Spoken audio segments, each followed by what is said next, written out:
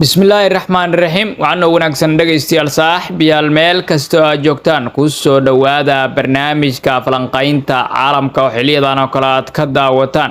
Iran ayaa ku dhawaaqday inay jawaab ka bixin doonto jibin kasta oo la xiriirta ballanqaadkii uu Mareykanka sameeyay ee xabad joojinta. kadib markii ay xirtay marinbiyoodka Hormuz halka Israa'iil duqeymo madaafiica ka geysatay koonfurta Lubnaan sida ay warisay Al Jazeera.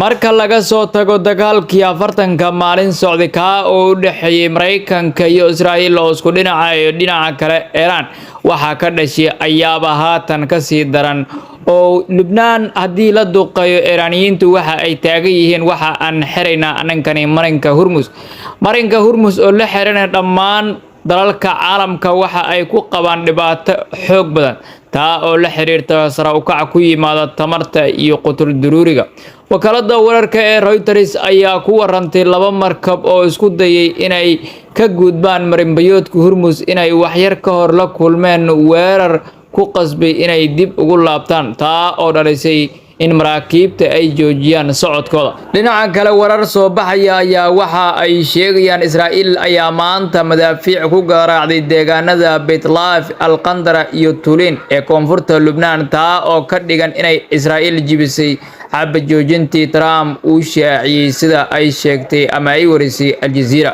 dhinaca kale wakaalada wararka Iran ee Tasnim News Agency ayaa maanta ku warantay inaysan Iran diyaar u ahayn wareeg labaad oo wadahadal inay la yeelato Mareykanka ilaa Mareykanka uu wax ka bedelo shuruudihiisa iyo habdhaqanka Trump oo jeedinaya hadallo ka dhan ah Iran halka warbixinta sidoo kalena ay sheegtay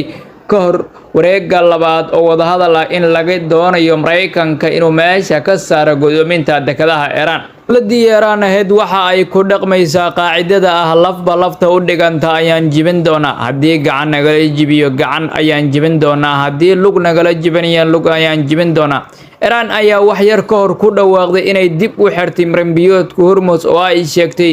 inay ku laabatay xakamaynta adag ee ciidanka ilaalada kacaanka Iran sabab la xiriirtay in uu Mareykanka ku kacayo waxa ay ugu yeertay falal burcadnimo oo isku dayayo in uu ka hortago maraakiibta ku socda Iran iyo kuwa dekedaha Iran ka baxaya iyadoo go'aankan lagu sheegay inuu marinbiyoodka xirnaan doono ilaa Mareykanka uu ka laabanayo godoominta uu ku hayo dekedaha Iran sida lagu sheegay war saxaafadeed ka soo baxay ciidanka ilaalada kacaanka Iran oo ay Al Jazeera baahisay. dhinaca kale Mareykanka ayaa kordhiyay muddada cunaqabataynta laga qaadayo shidaalka Iran oo si xor ah suuqyada looga iibin karo taa oo bil kale oo dheeraad ah si aamus leh loogu kordhiyay sabab la xiriirta inay weli jirto shidaal yari suuqyada caalamka oo ka dhalanaysa muddada uu xirnaa marinbiyoodka Hormuz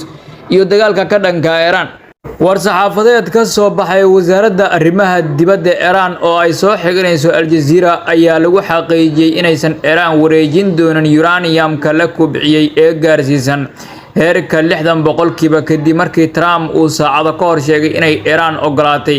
inay wareejiso uranium-ka la kubciyay. ma jirto wax qorshe ah oo Iran ay Mareykanka ku wareejinayso uranium-ka la kubciyay ayaa lagu yiri war saxaafadeedka oo intaa ku daray haddii cunaqabataynta ama godoominta ay sii socoto waxa la arki doonaa jibin xabad joojinta waxaana laga jawaabi doonaa arrintan taana waa midda haatan dhacday. madaxweynaha Mareykanka Donald Trump oo ay ka dhamaatay hanjabaada ku aadan dowladda Iran aysan dhag jalaq u siinaynin ayaa maanta waxa la weydiiyay xirnaanshaha ku aadan marinbiyoodka Hormuz